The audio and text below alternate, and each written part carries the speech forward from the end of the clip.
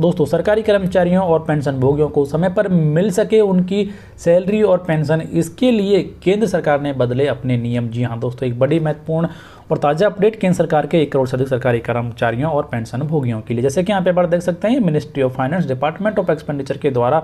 20 अप्रैल 2021 को केंद्र सरकार के सभी मिनिस्ट्रीज और डिपार्टमेंट्स के सेक्रेटरीज को जारी किया गया एक बेहद महत्वपूर्ण ऑफिस मेमोरेंडम है। और इस ऑफिस मेमोरेंडम के अनुसार वित्त मंत्रालय ने केंद्र सरकार के रिसिप्ट एंड पेमेंट रूल्स 1983 में कुछ बड़े बदलाव यहाँ पर किए गए हैं। और इन बदलावों के लागू होने के बाद में मौजूदा हालातों के बीच भी सरकारी कर्मचारियों और पेंशन भोगियों को उनकी सैलरी और पेंशन समय पर मिलने का रास्ता साफ हो गया। जैसे कि आप सभी को भी ये मालूम है कि कार्मिक विभाग के द्वारा एक आदेश जारी किया गया था और उस आदेश में ये कहा गया था कि मौजूदा हालातों को देखते हुए केंद्र सरकार के सभी मिनिस्ट्रीज और डिपार्टमेंट्स मिनिमम स्टाफ के साथ में काम करेंगे, जिसमें कुछ ऑफिस हैं पूरी तरीके से, यानी कि जो हायर अथॉरिटीज हैं उनके अलावा नीचे का स्टाफ ऑफिस में नहीं आ रहा है, वो वर्क फ्रॉम होम ही कर रहे हैं, यानी घर से काम करने के आदेश उन्हें दिए गए हैं। और जो एसेंशियल सर्विस से जुड़े हुए ऑफिसेस हैं उनमें स्टाफ को 50% या फिर 33% के हिसाब से बुलाया जा रहा है। तो इसी बीच में जो पे एंड अकाउंट ऑफिस है उसका स्टाफ भी घर से काम कर रहा है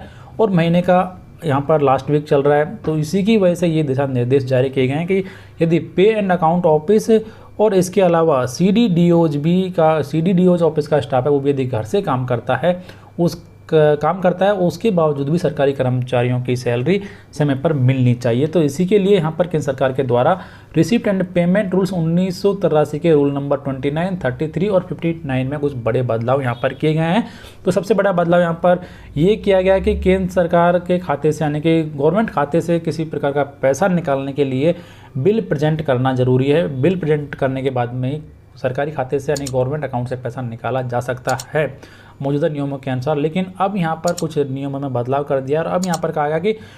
जो बिल है वो फिजिकली भी प्रेजेंट किया जा सकता है या फिर उसे इलेक्ट्रॉनिक सिस्टम के थ्रू भी प्रेजेंट किया जा सकता है। तो अब यहाँ पर जो पे एंड अकाउंट ऑफिस है उसका जो स्टाफ है जो घर से काम करता है और वो इलेक्ट्रॉनिक फॉर्मेट में भी यदि बिल पास कर देता है तो कर्मचारियों को उनकी सैलरी और पेंशन का भुगतान कर दिया जाएगा। और इसके अलावा मौजूदा नियमों के अनुसार जो यहाँ पर ड्राइंग एंड डिसबर्सिंग ऑफिसर जो हैं उनको भी PAO को अपना बिल प्रेजेंट करना होता है। बिल प्रेजेंट करने के बाद में ही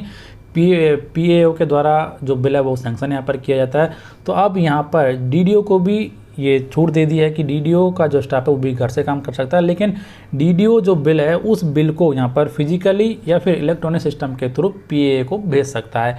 PAO को बिल मिलने के बाद में PAO का स्टाफ जो भी काम है उसका वो अपनी ड्यूटी करेगा और उसको करने के बाद में बिल को यहाँ पर पास कर दिया जाएगा। तो यहाँ पर आप देख सकते हैं कि DDO में submit the bills through the system electronically after logging into the system through its system ID as per existing protocol. Scanned copy of the abstract of the physical bill is to be submitted to PAO by CDDO through official email, यानी कि जो DDO है उसके द्वारा भी bill को PAO को यानी इलेक्ट्रॉनिक फॉर्मेट में भेजा जाएगा और उसके बाद में बिल यहाँ पर पास कर दिया जाएगा। तो इस तरीके से ये नया सिस्टम यहाँ पर लागू किया गया है और इस नए सिस्टम के अनुसार अब सरकारी कर्मचारियों और पेंशन भोगियों को उनकी सैलरी और पेंशन का भुगतान समय पर हो सकेगा, यानी कि 1-2 दिन में आपकी जो सैलरी और पेंशन है वो आपके खाते में क्रेडिट कर दी जाएगी, उसमें किसी प्रकार की देरी यहाँ पर नहीं की जाएगी। ऐसा दिशा निर्देश सरकार के द्वारा सभी संबंधित अधिकारियों को जारी कर दिए गए हैं और DDO के साथ साथ में PAO का जो स्टाफ है उसे भी घर से काम करने के लिए इस तरीके से नई गाइडलाइंस